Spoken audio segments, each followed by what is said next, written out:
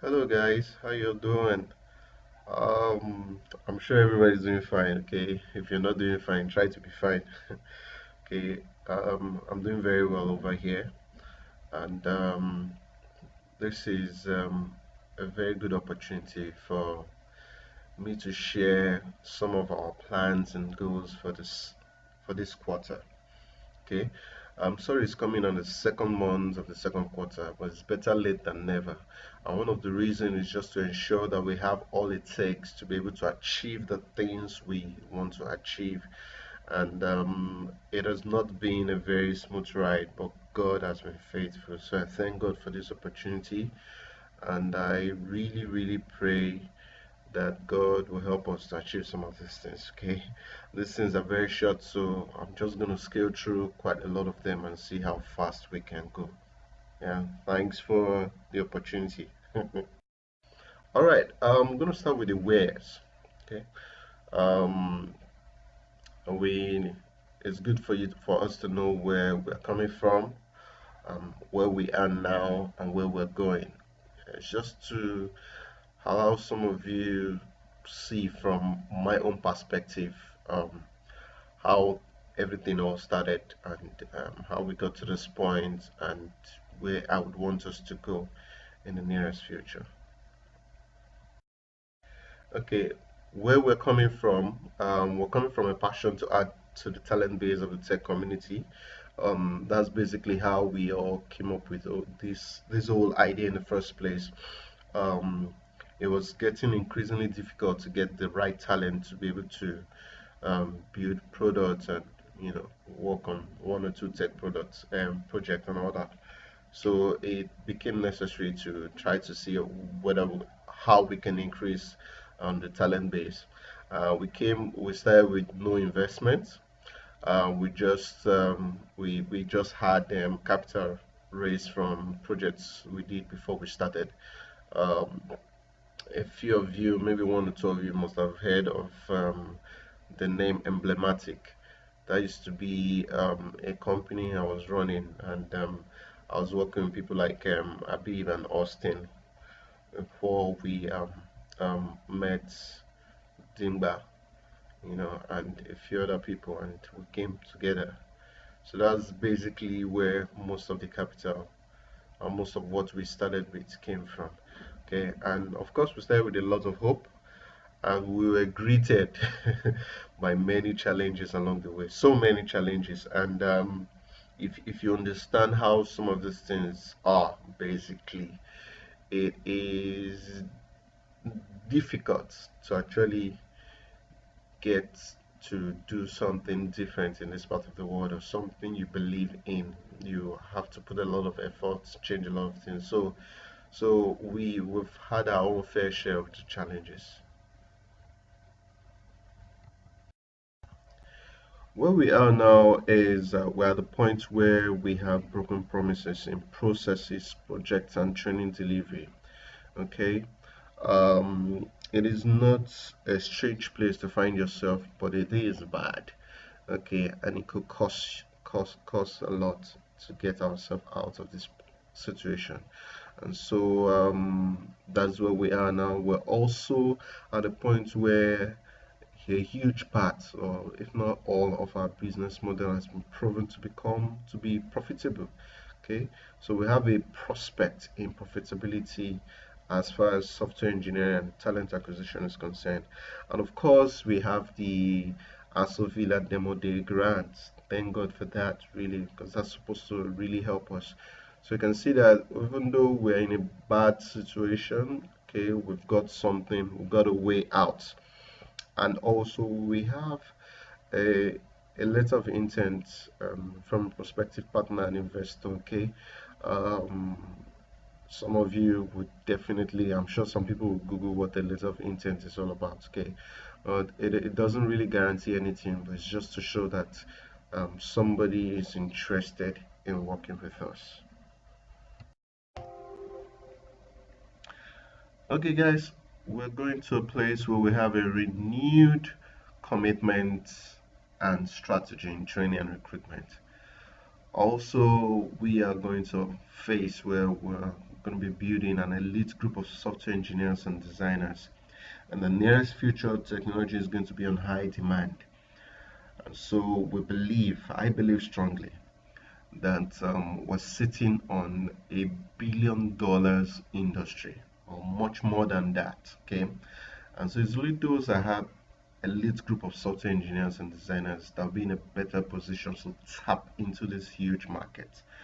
Okay, we're also going to be leveraging on investment opportunities and partners to facilitate growth and profitability, because you can have an elite group of software engineers if you do not have a good network, to be able to tap into the industry. It would be very difficult if you don't have the good investment to be able to build these software engineers. If you don't have good strategy in training and recruitment, you will not be able to get there.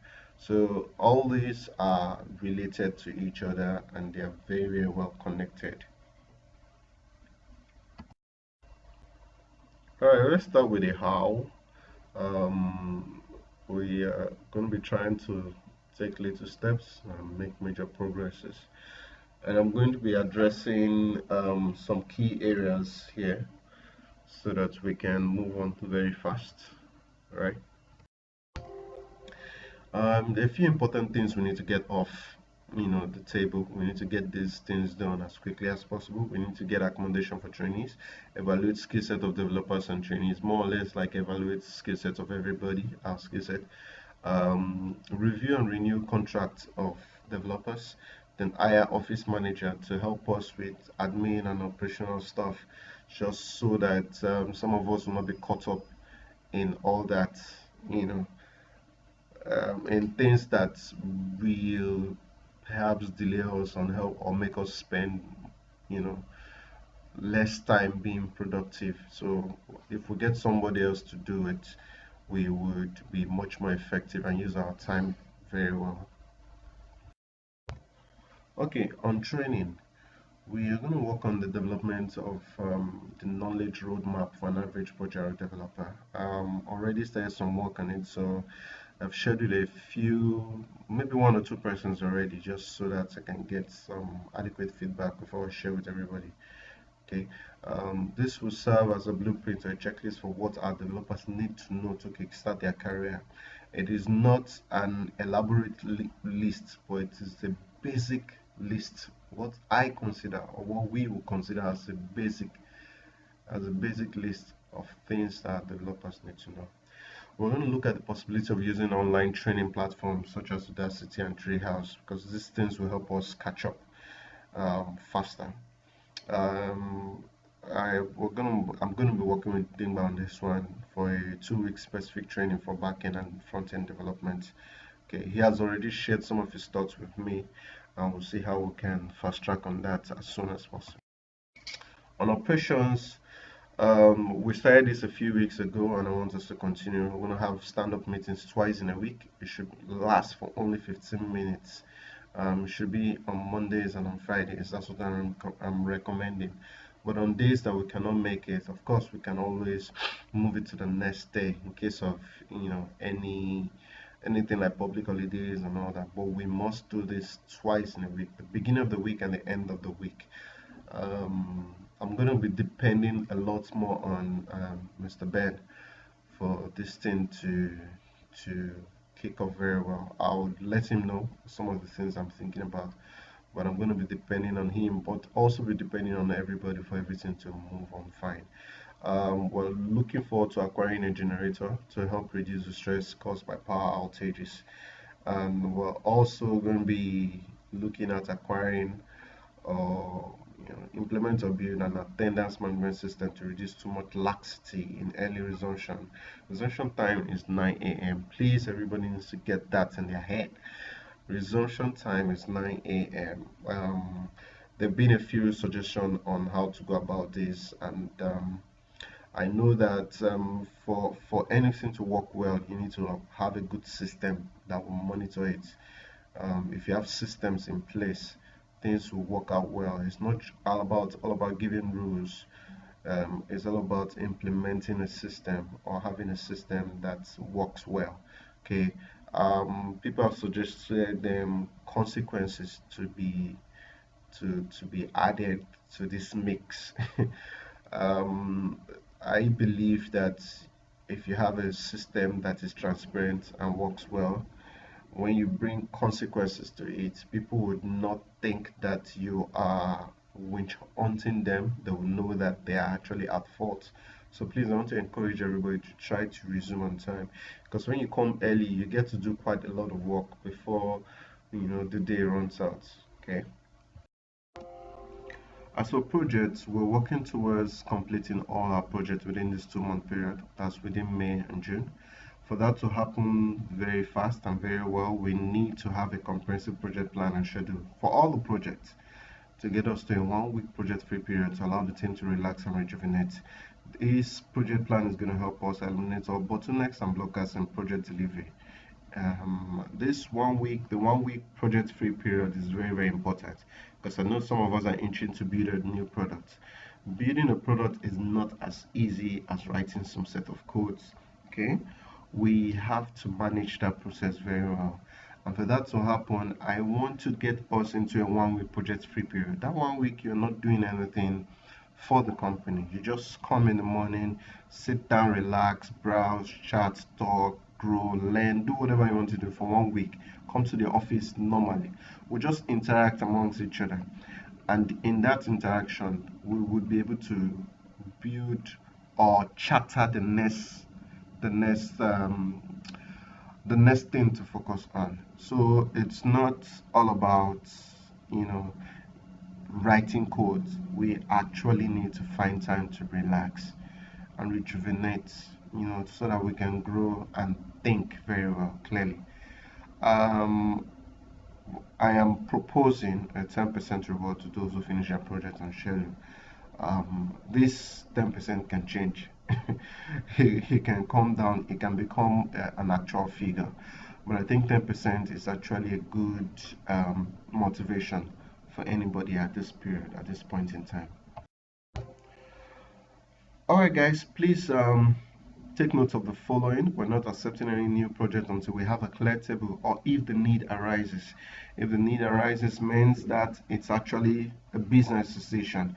If we look at it very well and see that, man, doing this is going to favor us, then fine, we will do it.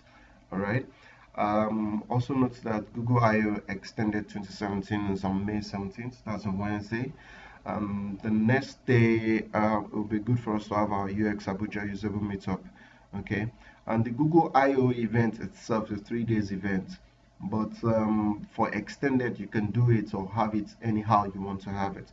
So it'll be good if I can merge both together. Google I/O and usable come together, just a day difference, and then it'll be very good. I'll work out the details so that I can share with us, so we can push out the publicity.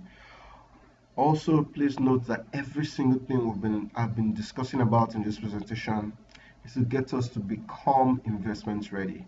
Because I believe with the right mindset, with the right team, with the right skill sets, with the right knowledge and all that, we can get investment. We can get money. People have money. There's money in this country. Okay, there's a lot of money to go around to get to everybody. But you have to be ready for it. You have to be ready for it. You have to be prepared, because everything comes with its own cost. Okay, you have to be able to count the cost. So let's find a way to pay the price now, so that we can secure our future together.